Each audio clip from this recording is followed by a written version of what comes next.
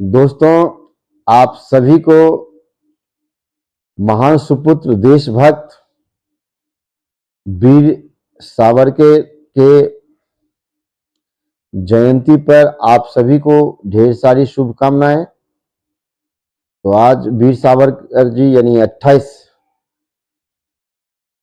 मई का दिन है और कहते हैं कि 28 मई 1883 को वीर सावरकर का जन्म हुआ था। तो उसी के याद में हम हर साल वीर सावरकर की जयंती मनाते हैं।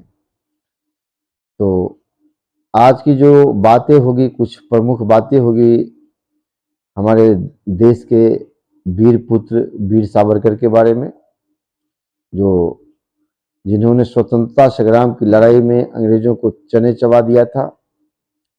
बाद में उनको बहुत कठिनाई होगी। तो कुछ बातें जो वीर सावरकर के बारे में हमारे जो यूट्यूबर्स फॉलोअर्स हैं उनको ये समझना चाहिए और देख करके आपको कुछ इन्फॉर्मेशन अच्छा लगेगा तो वीडियो को लाइक एंड सब्सक्राइब जरूर करें। दोस्तों, कहते हैं वीर सावरकर एक प्रमुख भारतीय स्वतंत्रता सेनानी, कवि, लेखक, राजनीतिक कार्यकर्ता थे। उनका पूरा नाम विनायक दामोदर सावरकर था। वह भारतीय स्वतंत्रता आंदोलन में एक महत्वपूर्ण भूमिका निभाई और हिंदू राष्ट्रवाद के एक प्रमुख समर्थक थे। कहते हैं कि वीर सावरकर का जन्म 28 मई 1883 को महाराष्ट्र के नासिक जिले के भागुर गांव में हुआ था। उन्होंने अपनी शिक्षा नासिक और मुंबई में पूरी की और बाद में लंदन में कानून की पढ़ाई की। हाँ दोस्तों, बाद में लंदन जाकर के उन्होंने बैरिस्टर की डिग्री प्राप्त की और कहते हैं कि उसी समय उसको भारत से स्वतंत्रता संग्राम में कूदने का अंदर से खून बवाल कर रहा था, यानी उबल रहा था। कहते हैं कि वीर सावरकर ने भारतीय स्वतंत्रता आंदोलन में सक्रिय रूप से भाग लिया और ब्रिटिश शासन के खिलाफ कई आंदोलन में शामिल हुए। उन्होंने 1910 में लंदन से गिरफ्तार किया गया और भारत लाया गया, जहां उन्हें आजीवन कारावास की सजा सुनाई गई। दोस्तों, हाँ दोस्तों, कहते हैं कि 1904 ईस्वी में उन्होंने 1904 ईस्वी में उन्होंने लंदन के अंदर एक संस्था की स्थापना किया था और उस संस्था के अंदर उन्होंने देशभक्ति का वो सारे चीज अपना प्लान बनाते थे और वो प्लान बना करके अपने देश के खिलाफ जो स्ट्रेटजी होती है अंग्रेजों के खिलाफ, वो उसी जगह बनाते थे जिसको हम अभिनव भारत के नाम से जाना जाता है। अभिनव भारत सोसाइटी के नाम से हम जानते हैं उसको।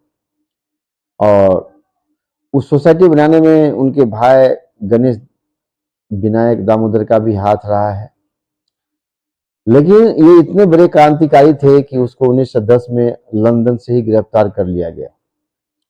और लंदन से जब गिरफ्तार किया गया दोस्तों इनको, तो जानते हैं कि अंग्रेज अगर किसी क्रांतिकारी को पकड़ता था तो उसके साथ क्या दशा किया जाता था।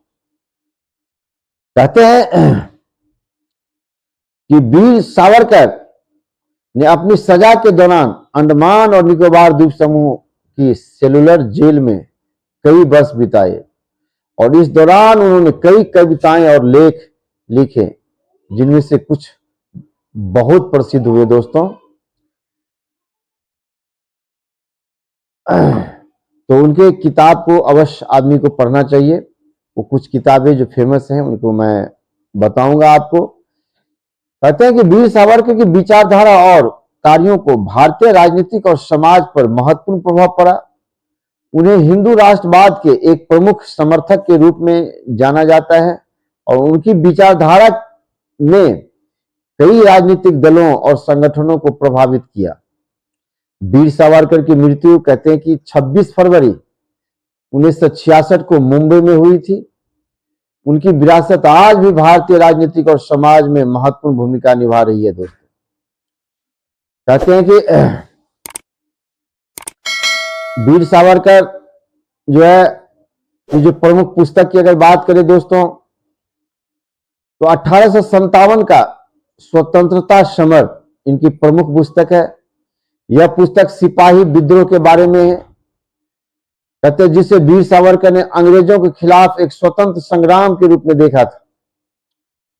दूसरा जो बुक है उनका वो है हिंदुत्व। इस पुस्तक में वीर सावरकर ने हिंदू राष्ट्रवाद की अवधारणा को परिभाषित किया और हिंदू पहचान के महत्व पर जोर दिया। तीसरी अगर हम बात करें, मेरे आजीवन कारावास नामक बुक है दोस्तों। इस पुस्तक में वीर सावरकर ने अपने जेल जीवन के अनुभवों को वर्णन किया। उसके बाद वीर सावरकर के जो प्रमुख कविताएं की अगर बात करें तो सागर प्रीतिचे स्फुट लेख, सागर प्रीतिचे स्फुट लेख, यह वीर सावरकर की कविताओं का संग्रह है। तो कहते हैं कि वीर सावरकर ने अपने पत्रों और पुस्तकों का भारतीय स्वतंत्रता आंदोलन और हिंदू राष्ट्रवाद पर महत्वपूर्ण प्रभाव पढ़ने पर काम किया। उनकी लेखनी ने कई लोगों को प्रेरित किया और उनकी विचारधारा आज भी प्रासंगिक है। तो मेरा कहने का मतलब है कि वीर सावरकर के बारे में यह भी कहा जाता है कि वीर सावरकर इटली के जो महान देशभक्त थे, मेजनी से काफी प्रभावित थे और वो भी उसी तरह की विचारधारा रखते थे।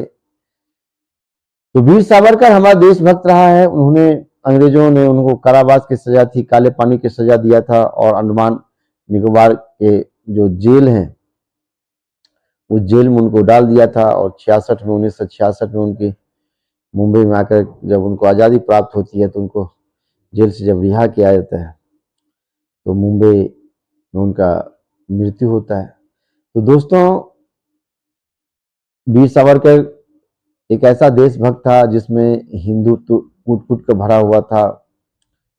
इनके बारे में तो न जाने क्या क्या लोग कहते हैं, लेकिन मैंने जितने पुस्तकों का नाम बोला है, अगर आप इसको ध्यान से पढ़ेंगे तो वीर सावरकर के असली व्यक्तित्व को आपको पहचानने में मदद मिलेगी। तो आज जो वीर सावरकर जी का जन्म जयंती है, आप सभी को जो वीर सावरकर के बारे में जानते हैं, हमारे देश को प्रेम करते हैं, उनसे जो प्रेरित होते हैं, उनके जो विचारधाराएं हैं उनको आप आत्मसात करते हैं, तो वीर सावरकर को जरूर एक बार पढ़ें और अपने जीवन को आगे बढ़ाने में कुछ न कुछ बातें जरूर होती है जो आपको आगे बढ़ाने में मदद करेगी। तो इसी के साथ जय हिंद, जय भारत।